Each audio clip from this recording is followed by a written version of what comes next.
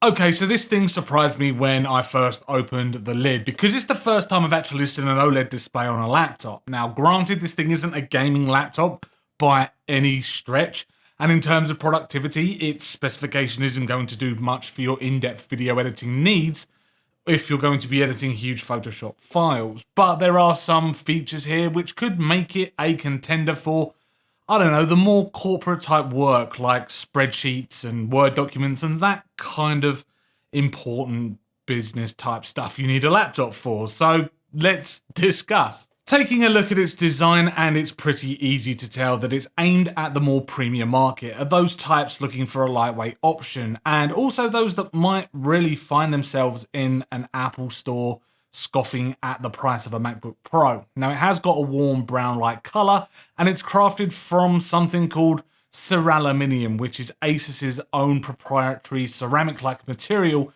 which is apparently super strong and durable, but up to 30 times lighter than a compatible laptop, coming in at just 980 grams. It's actually quite nice and smooth to the touch as well, and it actually doesn't produce finger smudges or marks, which I think is a bonus and a pretty big selling point. I haven't dropped it to test its durability because it's not actually mine, it's a loaner unit, and I don't want to break it just in case you know.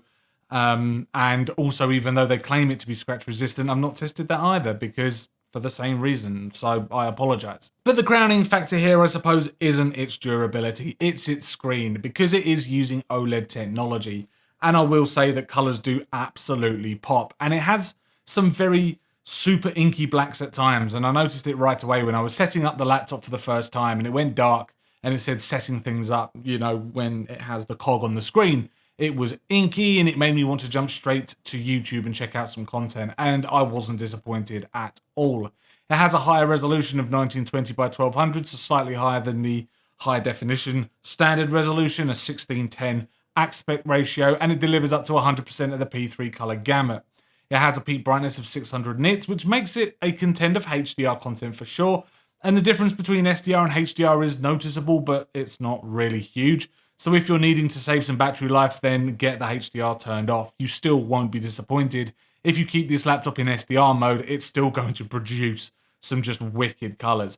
Under the hood, this Zenbook A14 is powered by a Qualcomm Snapdragon X126100, according to the laptop's spec, and 16GB of RAM, mine is here, though you can have up to 32GB of RAM if needed. In terms of graphics processing, it uses a Qualcomm Adreno X145 GPU, which, to be perfectly honest with you, I know nothing about, except that Qualcomm usually produce mobile phone hardware. Now, running a Geekbench 6 test saw a single-core score of 2,109 and a multi-core score of 10,510, so take that as you will, but I tried searching for compatible scores and it kept giving me different results of these Asus Zenbooks, so I couldn't give you much of a comparison of what you could have instead. But still, no heavy-duty video editing here, because when I did try and use DaVinci Resolve to edit my videos, it was just a horrible, stuttery mess of a time. And that's 4K video that I'm shooting right now on my camera. Though I must say that the laptop didn't feel like it was getting too hot when it was on my lap at all, even though there feels like there's no fans built into this thing either, which means it does run pretty silent as well. And if there is fans in there, then yes, it's very silent running. Asus have included some AI integrations which can help with its performance, such as Recall, which allows users to revisit past activities by saving snapshots of their screen. And you've also got Copilot, which is an AI assistant from Microsoft, which aids in image generation and writing. Live Captions, which provides captions on video in real time.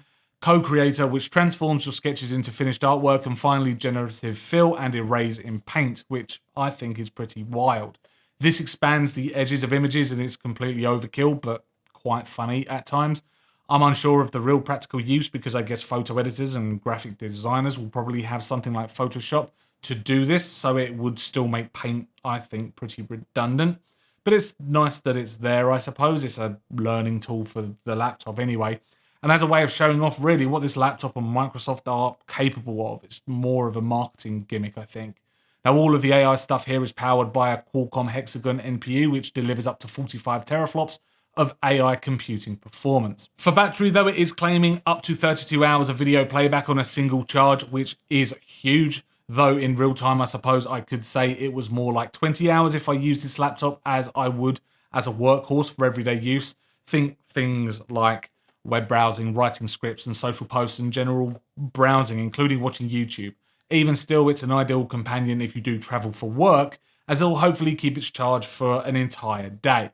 And with a decent lineup of ports, you'll be prepared for whatever the day throws at you, really. It's got a USB 3.2 Gen 2 Type A and two USB 4.0 Gen 3 Type Cs, which do support power delivery and display as well. You've got an HDMI 2.1 output and a 3.5mm combo audio jack for headsets. And for wireless connectivity, you can find Bluetooth 5.4 and Wi-Fi 7 for super speedy internet speeds, though that means you may need to upgrade to a Wi-Fi 7 router in your home, so check out this video here. Shameless plug.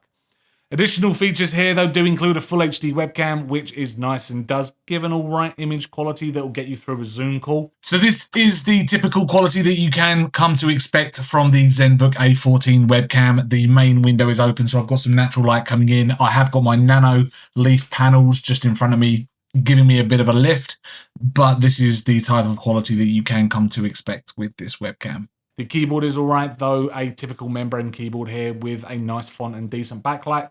The touchpad is smooth and the clicks are okay, though they aren't really tactile enough to feel solid. They are a little bit spongy to press down on.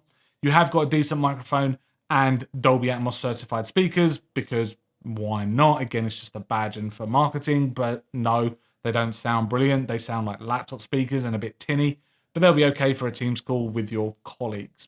But to be honest with you, for a laptop with a nice OLED screen and some funky AI features, it's actually quite a nice addition to the ultrabook industry. I will say it is admittedly a little bit overkill for a laptop for work, and you're not going to be doing any photo or video editing on here. But if you did need a laptop with a super long battery life and want a lovely screen to boot, then the Zenbook A14 is poised to meet and exceed expectations.